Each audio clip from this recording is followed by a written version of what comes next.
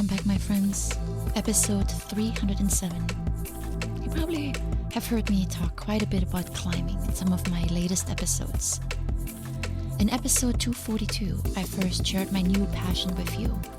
And then I keep finding myself referencing climbing as an example for so many of the topics I talk about. I also started noticing that when I research these themes online, many articles and posts show pictures of mountains to underline the points they are trying to make. Mountains represent challenges and obstacles that are not easily overcome, and our life is filled with these. I really like the following quote from climbing historian James Ramsey Ullman. "Challenge is the core and mainspring of all human activity. If there is an ocean, we cross it. If there's a disease, we cure it. If there's a wrong, we right it. If there's a record, we break it. And finally, if there is a mountain, we climb it." I thought that this was what drove me to start climbing regularly. The thrill that lies in overcoming a challenge. But there's more. It's more personal than that. And I will get to that. But first, in today's episode, I want to tackle this topic of climbing mountains. What is so unique about this sport? What draws climbers back again and again to risk their lives? And what is it that climbing teaches us? And then in tomorrow's episode, I will share with you what I find in climbing. I discovered that climbing is more than just a challenge. It's more than just a fun activity to do on weekends. It's a passion that addresses specific needs inside of me. Climbing is part of my quest for me, and that is why I want to speak about it. So many people always wonder, how do I discover my passion? How do I find my purpose? What is it that I'm meant to do with my life? Not having the answers to these questions, they waste precious time on activities that don't address their inner needs and that don't help them improve their lives. They lack the connection with their inner selves to understand how to make the best out of their life. I call it inner guidance, and I talked about it in episode 209. And you might want to listen to it again if you have questions related to purpose and the meaning of your life. Learning to access your inner guidance system will help you begin to uncover these questions. In that episode, I gave 3 specific means to tune into your inner guidance more.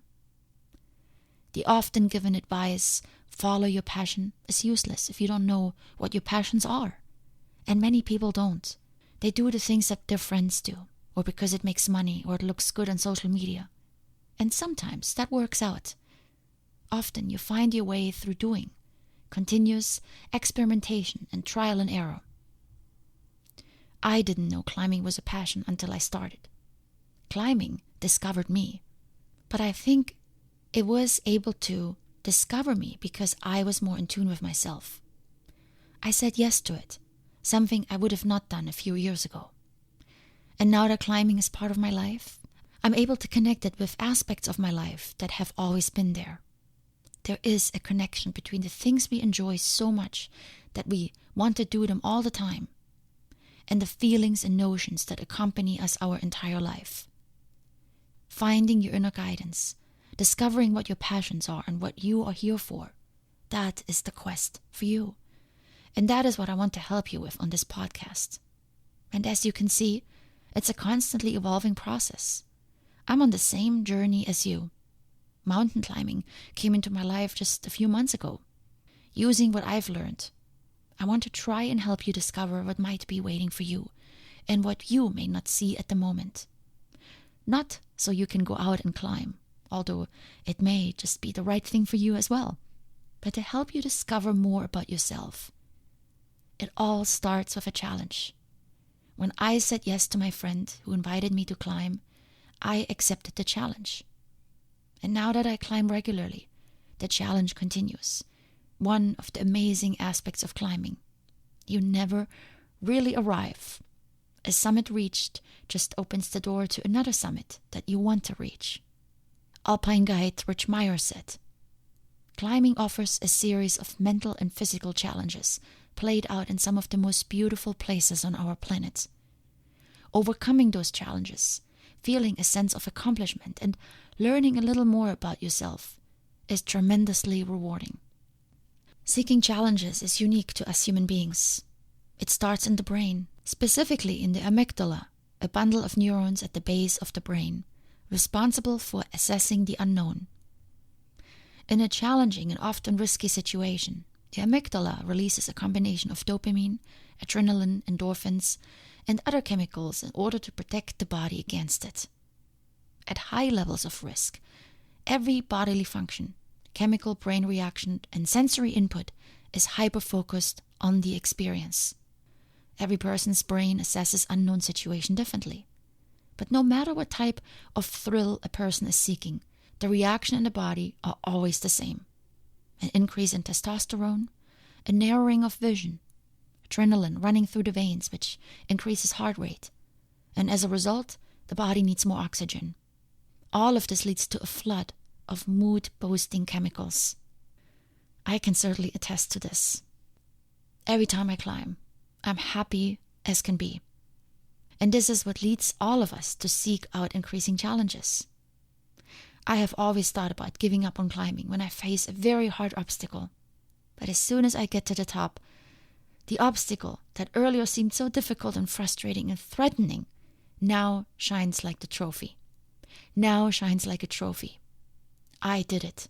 And now my confidence is boosted and I can't wait to go for an even harder problem. When I talk to fellow climbers, we all agree that the mountain may be a physical obstacle, but the real obstacle is us.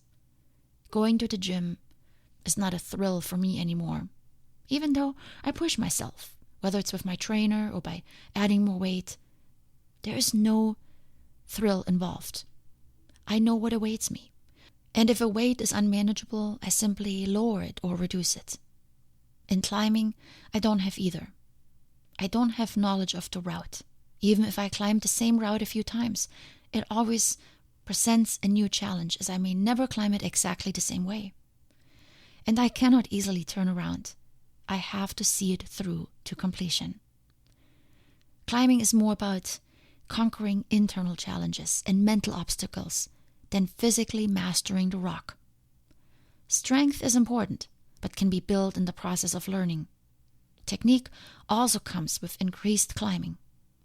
The real obstacle is the mind, which is filled with fears, doubts, and limits. The body is creative and flexible, but the mind is stubborn and controlling. And it's the mind that needs to be conquered. It needs to become present. All distractions this modern world throws at it need to be turned out. It then needs to be open to whatever is right in front of it, even if it seems scary and impossible. And then it needs to relinquish control to us, the climber, who has a problem to solve and doesn't have time for doubts. And there is pleasure in this act of quieting the mind and concentrating fully on the task at hand. A sensation of aliveness and complete attention is present in the body, something we experience so rarely these days. And it's that feeling that climbers seek again and again. It's invigorating, it's healing, it's special. And maybe it goes back to our days as hunters and gatherers, where staying alive was a daily challenge as we hunted for dinner and sought shelter in dark caves. Predictability was not much part of life then, as it is now. Comfort zones didn't exist because they were pushed daily. It was all about survival. Climbing is more than just a thrill or, as some may call it, an addiction. Climbing is facing the enemy head-on.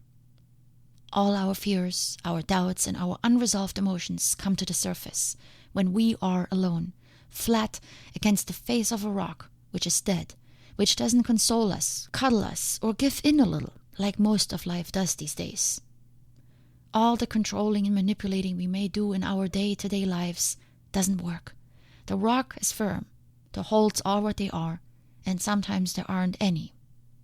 And all the words that always get us what we want, that can turn any situation around somehow, they don't work here. You can yell and scream and cry all you want. You will continue to be in the same place until you change something. It's all you, and then back to you. And I always realize it, even more absolutely when my partner yells from above, "Figure it out." That's what rock climbing is. Figure it out. There's no hiding, no downplaying, no suppressing, and no escaping. You have to figure it out. The enemy is you. The challenge is you. The obstacle is you. And when you overcome it, when you get past the crux and finally reach the top, sweaty, breathing hard, exhausted, then you have demonstrated to yourself that you are capable of much more than your mind can comprehend. And for most of us, life today provides increasingly more opportunities to escape than it offers opportunities to confront. French alpinist Gaston Rebouffard wrote, "Reaching a mountain summit requires that we confront the reflection we find in the stone mirror, working with all that is weak, lazy, and fearful within ourselves." Maybe you don't have the urge to hang on a wall of rock anytime soon, but my hope is that this episode encourages you to reflect on your life to see where it may have become too routine, too easy, void of challenges, and lacking thrill and excitement. Maybe you begin to yearn for that deeper connection with yourself and with nature. Some more honesty when it comes to your fears. A little more reliance on your own resources instead of having everything provided by the comforts of our lives. And more effort to get where you really want to go. All it takes is a challenge, and life is full of them. Which one will you take on? Much love.